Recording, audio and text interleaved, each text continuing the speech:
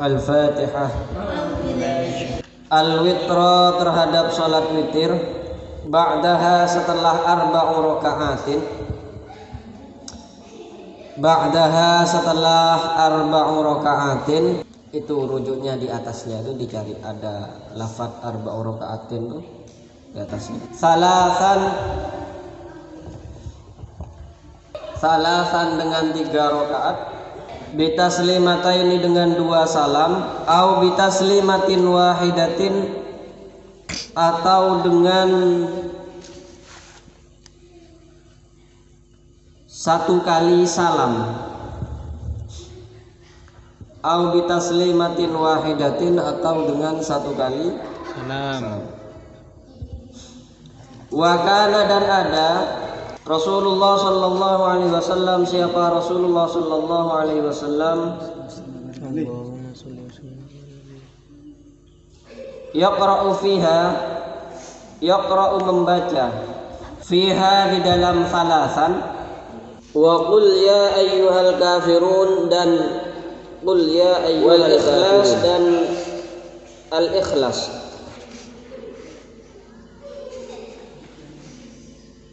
Wal ma'udataini dan surat ma'udataini, a'udzu birabbil falaq dan a'udzu birabbin nas. Fa in kunta aziman ala qiyamil laili, fa in kunta maka apabila ada siapa kamu, aziman itu berniat, aziman itu berniat,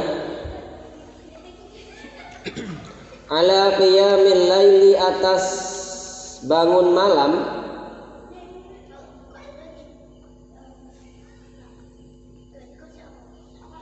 fa akhir maka akhirkanlah, al witra terhadap salat witir,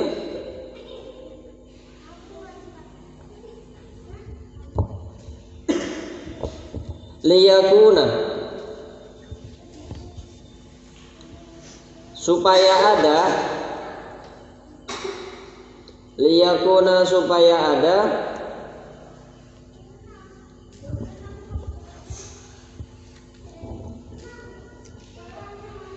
akhiru sholatika akhir sholatmu, bil laili di malam hari, witron itu sholat witir,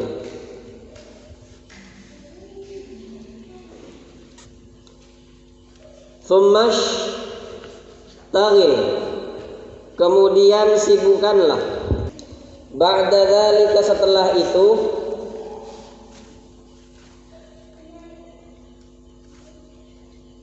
bimudzakarati ilmin dengan mempelajari ilmu,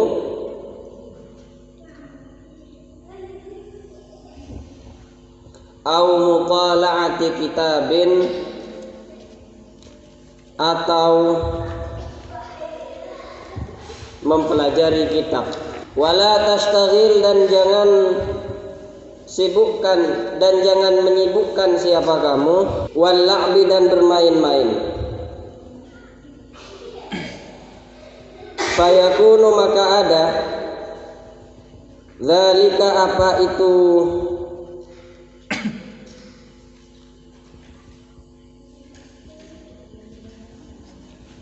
mudzakarah wal mutala'ah. Fayakunu maka ada, zalika apa itu mudzakarah wal mutala'ah, khatimatu a'malika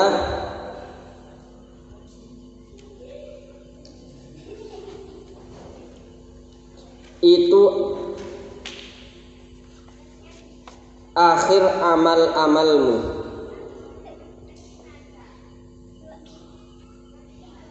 qabla naumika sebelum tidurmu.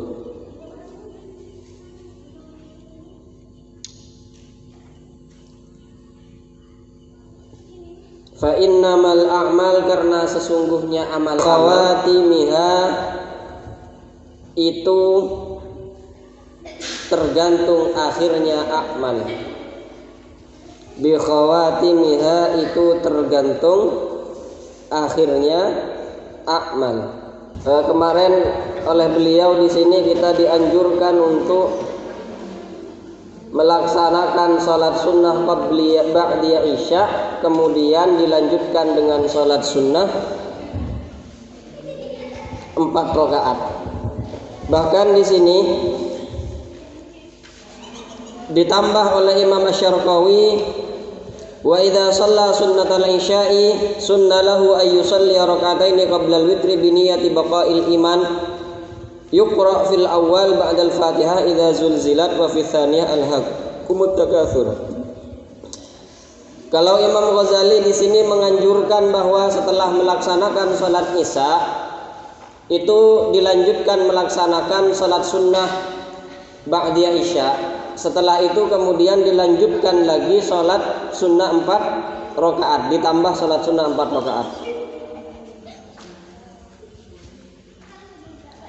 Yang nantinya ditutup dengan witir. Lah, di sini oleh Imam Asy-Syarqawi di syarahnya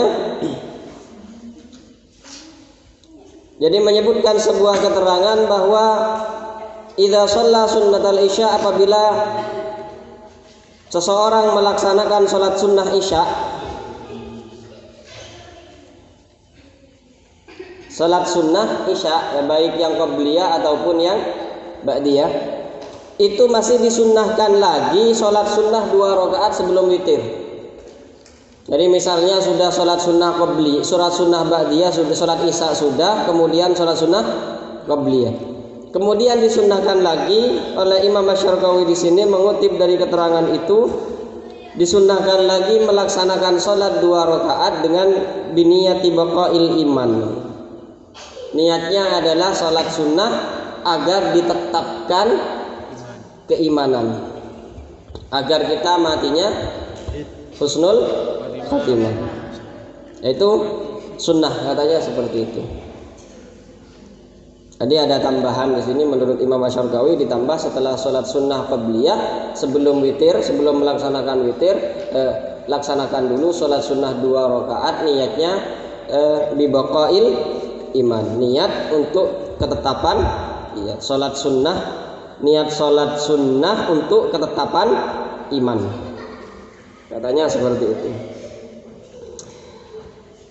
Lah kemarin sudah diajarkan kepada kita bahwa sholat sunnah yang 2 rakaat itu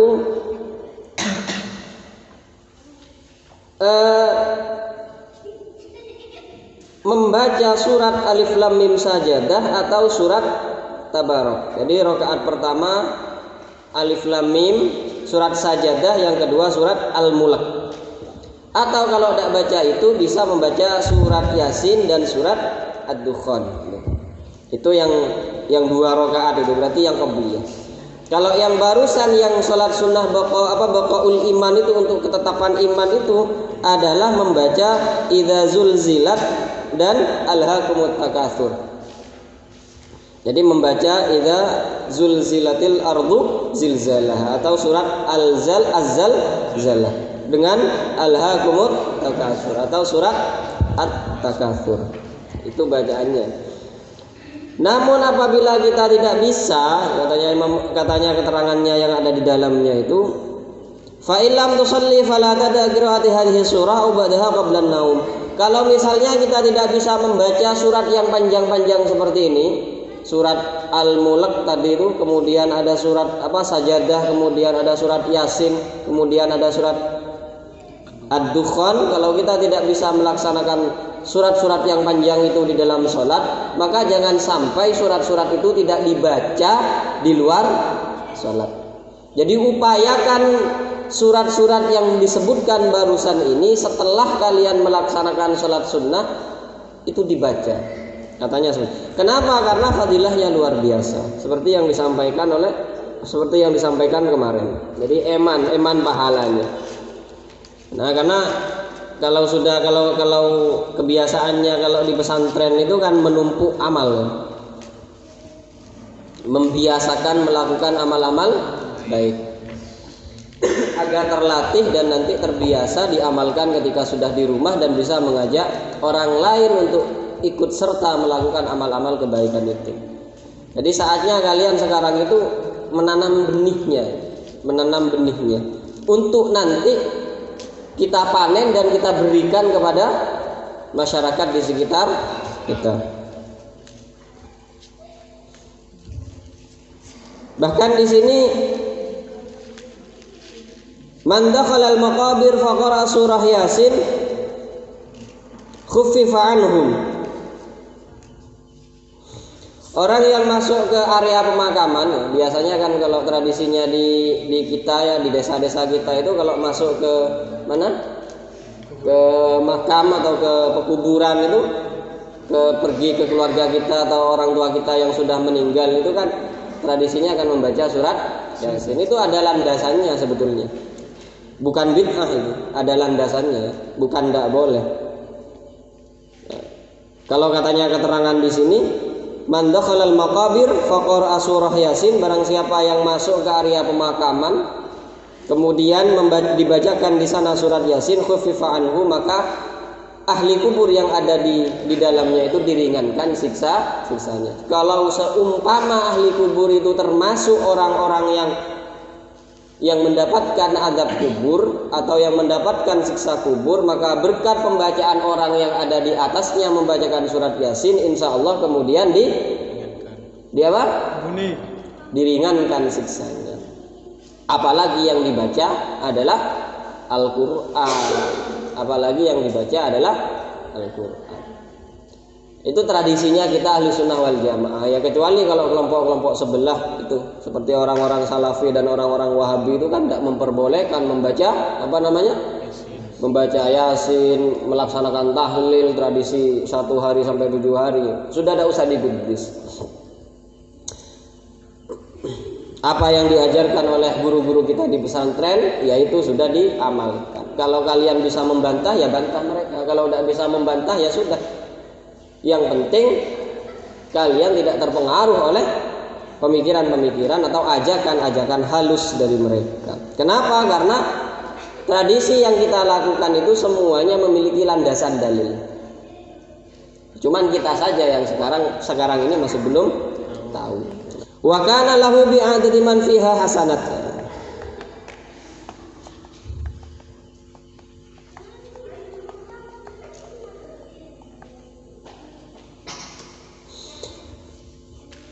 Kemudian setelah sholat 2 rakaat ya, ba'di isya, kemudian ditambah lagi sholat sunnah baqaul iman, kemudian setelah itu ditutup dengan witir. Baru kemudian yang terakhir ditutup dengan witir. Lah witir itu paling sedikitnya berapa? Oh, witir 2, witir kecil. 3. Witir paling sedikitnya 1. Paling sedikitnya witir 1. Atau paling apa? 3. Paling banyaknya berapa? 11 rakaat ya. Nah itu witir. Tapi kalau melaksanakan sholat witir 1 rakaat itu dianjurkan jangan berdiri sendiri. Artinya digabung dengan sholat sunnah yang lain. Katanya seperti itu. Kalau kamu mau melaksanakan sholat sunnah witir yang 3 rakaat, ya langsung sholat sunnah witir 3 rakaat. Boleh digabung jadi 1, salamnya 1, boleh salamnya 2. Artinya pertama 2 rakaat salam, kemudian setelah itu nambah lagi 1 rakaat kemudian salam. Jadi pilihannya boleh dijadikan 2 kali salam atau sekaligus jadi 1 salam seperti sholat maghrib, seperti sholat maghrib itu boleh seperti itu. Itu sholat witir boleh. Wa kana Rasulullah sallallahu alaihi wasallam yaqra'u fiha. Rasulullah pada waktu sholat witir itu membaca surat Sabbihisma Rabbikal A'la. Jadi di rakaat pertama beliau membaca Sabbihisma Rabbikal A'la alladzi fasawwa al-ayat. Kemudian di rakaat kedua Rasulullah membaca qul ya ayyuhal kafirun la a'budu ma ta'budun. Kemudian di rakaat ketiga Rasulullah membaca qul huwallahu ahad, kemudian qul a'udzu birabbil falaq, kemudian qul a'udzu birabbin nas. Nah ini. Jadi itu kalau kalian melaksanakan witir 3 rakaat. Kalau seumpama kalian misalnya kita mangkocek payan teh ngelaksanakin salat witir mun 3 rakaat banyak geluh serakaat. Enggak apa-apa, tapi sebaiknya digabung dengan salat sunnah yang lain. Katanya enggak bagus kalau langsung kemudian salat witir satu rakaat. Katanya ada pendapat ulama yang mengatakan seperti itu. Nah, caranya seperti apa? Setelah salat sunnah qobliyah langsung laksanakan witir yang 1 rakaat. Itu katanya. Tapi andai kata pun kita melakukan salat sunnah witir itu 1 rakaat, ya boleh juga. Kenapa? Karena paling sedikitnya witir ya 1 rakaat. Jadi kalau bisa witir itu jangan ditinggalkan. Pola ning setong nis. Apa? Ning sukuni. Pahalanya besar, pahalanya witir itu besar. Sampai Rasulullah itu kan bersabda innallaha witron yuhibbul witra. Sampai gitu dalilnya. Jadi Allah itu kencil, seneng kebareng kencil. Lah termasuk sholat yang disukai itu, sholat sunnah yang disukai oleh Rasulullah itu yang witir ini berdasarkan hadis itu, sholat sunnah witir. Dan witir itu pokoknya setelah isya, ya pokoknya isya. Peningat tahajud, kalau tahajud syaratnya harus tidur dulu meskipun hanya meskipun mungkin retep sepenting pada yang penting ada apa? Ada aroma tidurnya sudah boleh. Itu kalau tahajud. Kalau witir enggak, yang penting sudah masuk isya sudah bisa melaksanakan witir. Fa in kunta aziman ala qiyamil lail, kalau kamu ingin punya keinginan untuk qiyamul lail, misalnya setelah isya itu kamu nanti malam saya mau bangun jam 10 atau jam 11 atau sepertiga malam, jam 2, jam 1, jam 12 ke atas saya mau bangun. Maka fa akhiril witra liyakuna akhiru sholatika billaili witron. Maka sebaiknya witirnya jangan didahulukan. Sebaiknya witirnya jangan didahulukan kalau kamu biasanya bisa qiyamul lail. Kalau kamu bisa bangun jam 12, witirnya jangan didahulukan, nanti saja witirnya. Kenapa? Karena biar akhir dari sholatmu ditutup dengan witir itu. Biar akhir sholatmu itu witir. Biar ditutup dengan itu.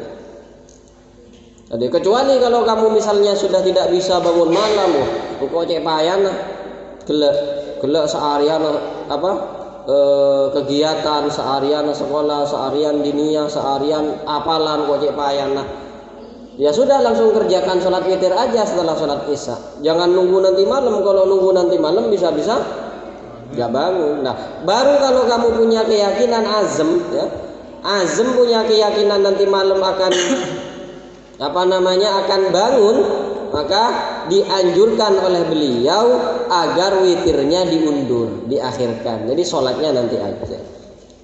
Ya biar akhir sholatnya ditutup dengan witir.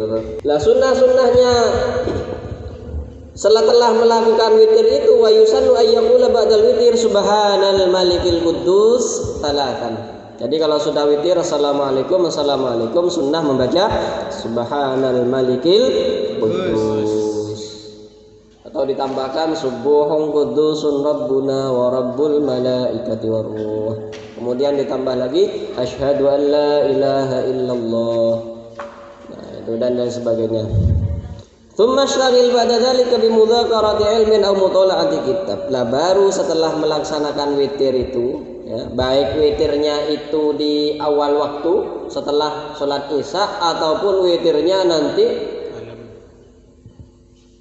pada tengah malam pada saat qiyamul lail, anjurannya lagi-lagi mudzakaratu ilmin aw mutala'atu kitab. Nah ya itu. Pokoknya kalau santri ya itu sudah. Jadi tak ada amalan saya paling bagus mun ke santri itu ditempel neku kitab, mutolaatul kitab. Amalan yang paling bagus untuk santri itu pegang kitab. Makanya di sini di keterangan di kitab Bidayah itu dari depan itu, kebanyakan itu disuruh belajar. Mulai dari tulu'il fajri ya kan kemarin, mulai dari tulu'il fajri itu ketika terbitnya fajar itu mulai dari situ apa arahannya sampai duhur itu. Yaitu diisi dengan belajar itu. Nah, kalau santri seperti itu, kenapa? Karena santri ini calon warisannya Nabi, calon seseorang yang akan mendapatkan warisan Nabi, yaitu ilmu. Jadi yang akan menyebarkan warisannya Nabi itu ya kalian. Lah, warisan ini harus dijaga dan harus disebarkan. Lah calonnya kalian. Lah makanya oleh karena itu kalian di sini dianjurkan untuk selalu mutolaah, belajar terus, hafalkan terus, pelajari. Karena hatinya kalian akan dititipi warisan itu dari Rasulullah. Karena Rasulullah itu kan tidak meninggalkan dinaron wala dirham. Rasulullah tidak meninggalkan harta kekayaan kepada kita, tapi Rasulullah meninggalkan ilmu. Dan ilmu ini kemudian turun atau mengalir ke para ulama-ulama kita sampai kepada Imam Al-Ghazali ini kan sampai julukannya Hujjatul Islam. Argumentasinya agama Islam. Saking hebatnya, saking alimnya beliau ini sudah dikatakan argumentasi. Dalil, mungkuro dalil. Dalil ajaran Islam Imam Ghazali. Kenapa? Karena pada waktu itu yang membantah terhadap ajaran-ajaran filsafat dan ajaran-ajaran yang menyimpang di antara yang getol itu adalah Imam Al-Ghazali. Jadi orang ngidingnya sama Imam Ghazali itu takut. Musuh-musuhnya itu sudah takut sudah. Kenapa? Karena kecerdasannya luar biasa, kehebatannya luar biasa. Nah, di sini kalian diajarkan itu. Nah, calon untuk penerima warisan Nabi ini tentunya hatinya ya harus dibersihkan dulu. Hatinya kita. Wadahnya ini kan hati. Wadahnya ilmu itu hati. Hatinya harus dibersihkan dulu. Dibersihkan dari apa? Dari sifat-sifat al-mazmumah, dari sifat-sifat yang tercela itu. Makanya kemudian dianjurkan untuk zikir kan, beristighosah kan, wirid dan yang lain sebagainya. Itu tiada lain adalah untuk menekan atau membersihkan hati-hati yang kotor agar mudah diisi oleh ilmu Allah. Sebagaimana di riwayat yang menceritakan Imam Syafi'i itu kan cerdasnya katanya kan luar biasa. Imam Syafi'i itu cerdasnya luar biasa. Dan Imam Syafi'i bukan orang kaya. Ya pada beendere bengko ada yang melarat. Imam Syafi'i orang melarat. Orang tidak punya, tapi beliau ulet di dalam belajar. Imam Ghazali pun gitu. Imam-imam besar itu semuanya itu rata-rata itu orang-orang yang dari latar belakang yang tidak mampu. Imam Ghazali ini orang tuanya meninggal beliau pada waktu kecil. Jadi di Tretan namanya Muhammad, setelahnya Ahmad. Syekh Al-Ghazali ini namanya Muhammad bin Muhammad Al-Ghazali namanya. Yang Hujjatul Islam ini. Adiknya namanya Ahmad.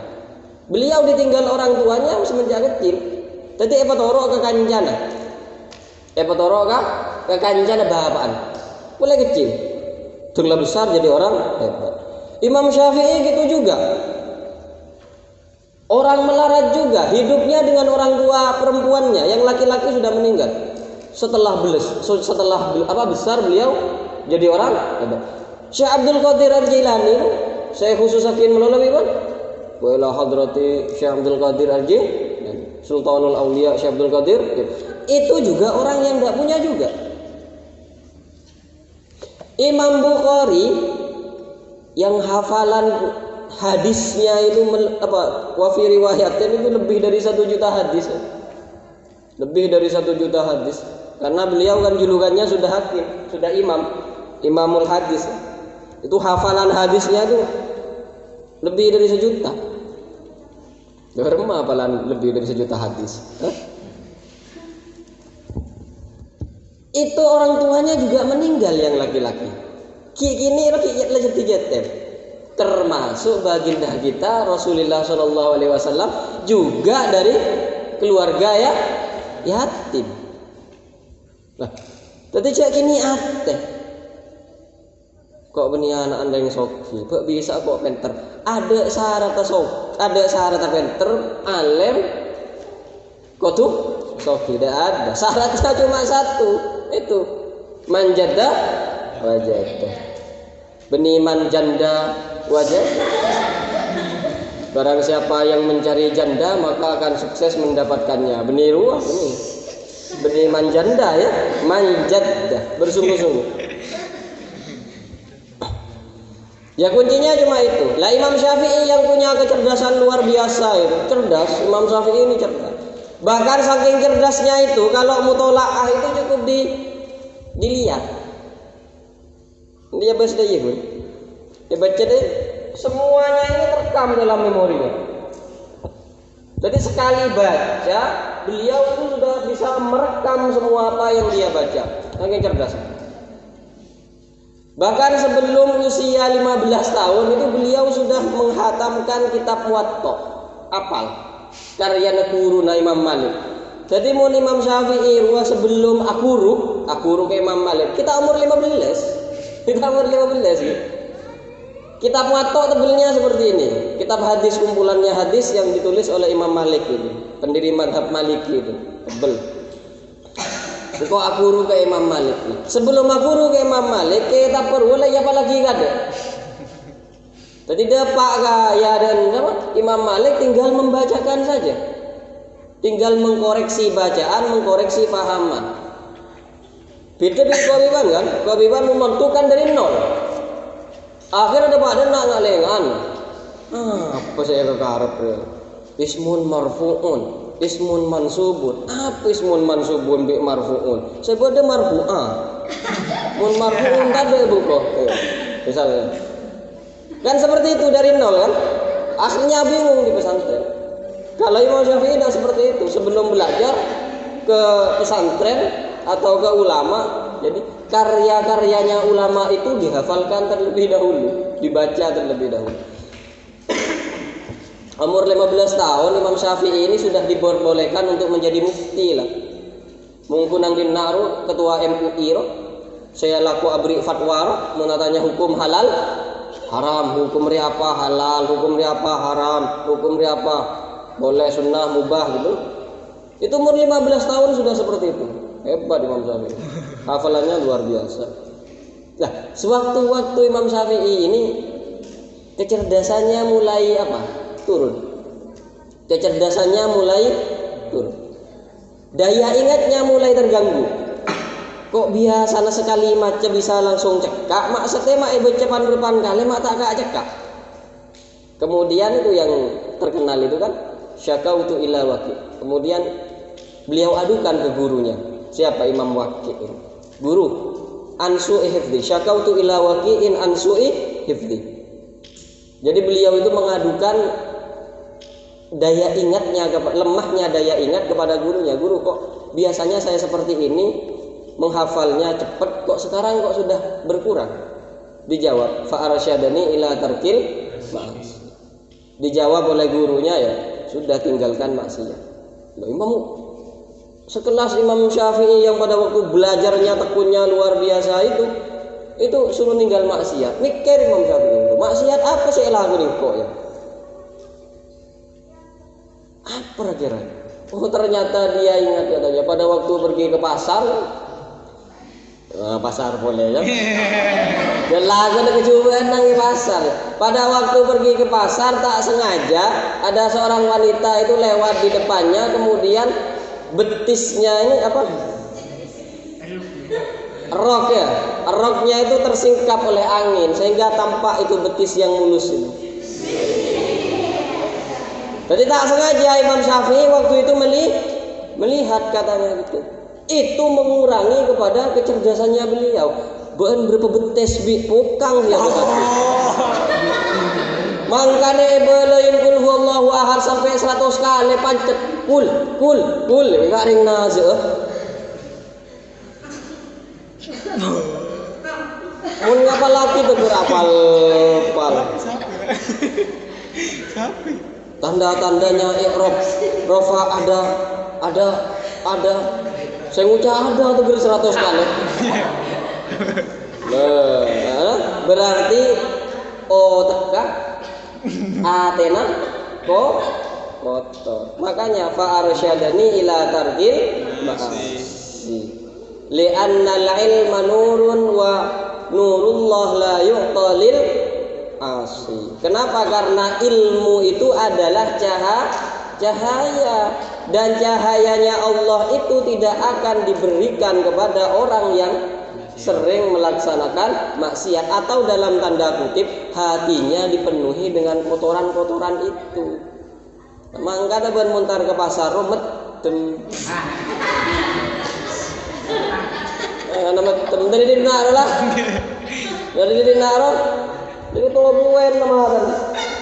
Malah sarong atau ngecam kodong di ieu na tobuen matan. Minta ater ben goreng kampungan dia.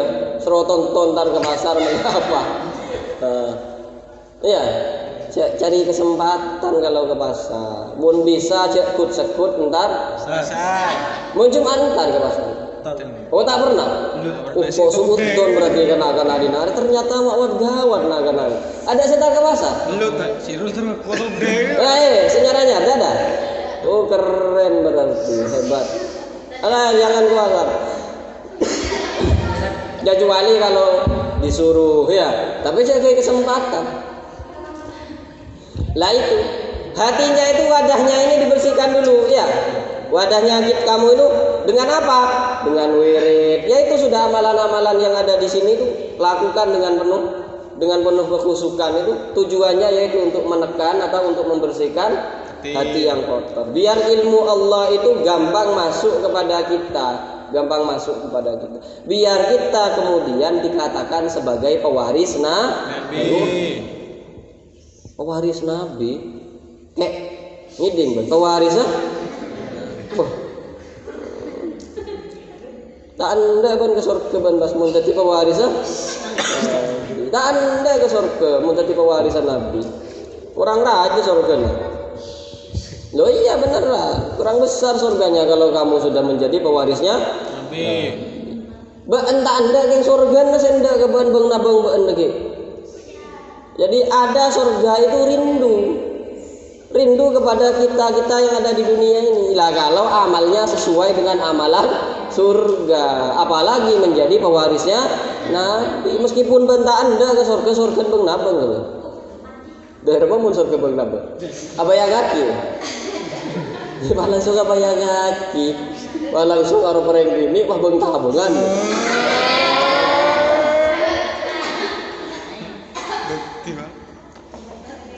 Ingat ya mutolaah ya, sekali lagi ada waktu sedikit apapun, ada waktu kosong sedikit apapun di pesantren gunakan untuk mutolaah, untuk belajar. Meskipun kamu tidak paham, pokoknya baca apalagi, tidak memang kita paham. Urusan nanti itu, paham itu urusan nanti. Pokoknya sepenting nggak ada. Apalagi baca, apalagi terus gitu. Karena itu amalannya santri. Wala tastaghil billahi wal la'ab. Jadi jangan sibukkan dengan bercanda, dengan bermain. Nah, kebanyakan dari kita ini lebih banyak bercandanya, lebih banyak mainnya. Ayo coba benar-benar tabi sekancaan molen gele sampai setia. Itu coba dihitung hurufnya atau kalimatnya atau katanya sudah berapa kata yang keluar itu digunakan untuk gurau. Kemudian bandingkan dengan mulut kita gunakan untuk belajar atau membaca. Lebih banyak mana? Lah ya itu. Yang satu jelas-jelas Yang satunya jelas-jelas baik, yang satunya jelas-jelas ada kemungkinan tidak baik kan ya. Kalau ngomong-ngomong akan tebi kanjan kan ada kemungkinan tidak baik kan kadang kan perkataannya akan menyakiti. Itu kita lebih gemarnya ke sana. Padahal colok pada mukuk, aben tadi sekanjaan mukuk ya, maca kitab mukuk. Lah, tidak pada mukuk tapi kualitasnya berbeda. Kualitasnya berbeda. Yang satu kualitasnya nanti kamu bisa menjadi pewarisnya Nabi, yang satu bisa jadi menjerumuskan ke neraka. Tapi anehnya kita lebih memilih yang satu ini. Iya kan? Lebih memilih banyak ngomong, banyak berbicara, banyak bermain. Padahal tenaga yang kita keluarkan sama. Yang kita keluarkan sama.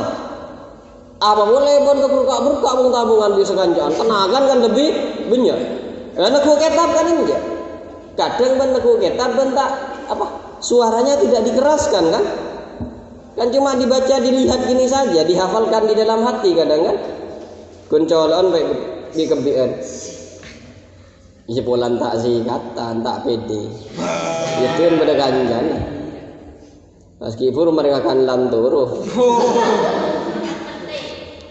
pas mereka tertib sekecil kan sobu. Paham maksudnya? Nah, jadi makanya dari mereka tekere becek segini. Tekere becek segini. Cara macam dari mengaji buru coba kita bandingkan itu. Engkau lo daripada mau keluar bentah, daripada mau keluar ora antara belajar di antara bentah setong namun kok kening ilmu ya dunia kening akhirat kening kayak mau bentah mau kening apa kening torkob makanya mau masalah bentah iya kan mau kadung bentah di kadung itu kubi orang pas bancong ucok bukan resiko kan loh tapi anehnya itu kita masih lebih sering yang ke ini yang ke bermain yang bercanda kemudian apa lagi ngomong ya ngelendor lah kalau kebara omong neletak temu lah tak temu bab kadang denger tadi benyan denger tak kebuah bab apaan tak temu lah yang kebentarun sebereng iya kan ya banyakan mana kira-kira loh coba pikirin lebaran pas tak istighfar kan iya istighfarin loh ya astagfirullahaladzim lah biar itu jadi kejar itu cita-cita jadi pewarisnya Nabi. Caranya apa mutolaah bentana ngorangin belajar fayakunu dzalika khatimat a'malik tujuannya nanti biar belajar itu menjadi akhir dari amalmu kan qabla naum setelah itu kan kamu tidur jadi jangan dibiasakan kalau mau tidur bentana ngaco depak mandeman jangan sampai akhiru amalik sebelum tidur itu akhir dari perbuatanmu sebelum tidur karena kan tak tahu kejadian lagi benang itunya benang liang lah berita itu ngitek kan ya ayo siapa saya yakin bandegi tedung jaga sobuna pas jaga ki pancet nang dina apa boleh setiap musim ngari ya musim corona rela kabar mati orang dunia iya kan cok bro innalillahi ya orang mati sakian sate lepade kabeh rata-rata botok ngaku ores dia botok pilek macam-macam. Siapa yang yakin besok bangunnya masih tetap melihat temannya? Ayo. Jadi setiap hari tedung. Kemudian nanti bangunnya sebelum subuh atau apa boleh? Sebelum subuh itu kamu yakin apa? Bangunnya itu masih melihat temannya apa sudah 2 orang itu? Yang siap menanyakan pertanyaan-pertanyaan man rabbuka wa man nabiyyuka. Lo jangan ngitek lah.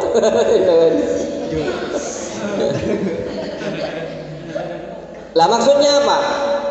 Karena kita tidak tahu Karena kita tidak tahu setelah tidur itu bangunnya di alam kubur apa masih tetap di sini, maka akhir dari perbuatan kita itu harus baik gitu. Harus baik. Maka Nabi Rasulullah sebelum tidur itu diajarkan berbagai macam doa, disunnahkan baca a'udzu membaca ta'awud, membaca Al-Ikhlas, membaca Ma'udzatain, membaca ayat kursi, akhir surat Baqarah, kemudian membaca Subhanallah, kayak wiritan itu 33, Alhamdulillah 33, Allahu Akbar 33. Diajarkan wiritan-wiritan itu karena itu takut menjadi amal terakhirnya gitu loh. Sehingga di sini diteruskan fa innamal a'mal bikhawatimiha, katanya hadisnya Rasulullah itu. Karena sesungguhnya amal itu tergantung di akhir. Mun amal an akhir bagus, insya Allah orang bagus. Mun akhir an paslan amal coba, itu harus ditanamkan. Mangkan petako ben mun tedung ruwa kembang amat teh. Tedung ro kembang mati. Makele bentak na kancan mun tepaan tedung tak kira bisa. Makele tutan mun tepaan tedung tak kira alaban kembang mati. Sama-sama mati itu sudah. Sama-sama dia tidak bisa mengendalikan dirinya. Lah itu buktinya kalau manusia lemah itu di situ. Akhirnya yang kuat siapa? Allah. Lah tidur saja dijadikan sesuatu tanda kekuasaan Allah. Orang mun di ilmu ngaji cepet jadi wali. Wong tidur saja dijadikan tanda kekuasaan Allah. Kenapa? Karena dari tidur secara tidak langsung kita mengakui bahwa kita ini bukan siapa-siapa. Bahkan kita yang katanya tubuh ini milik kita, pada waktu tidur tak bisa menggunakan tubuh kita yang katanya adalah milik kita. Berarti itu suatu bukti bahwa tubuh kita bukan milik kita. Ada kekuatan lain yang mengontrol itu. Nah, kekuatan lain itu namanya Allah, Tuhan kita.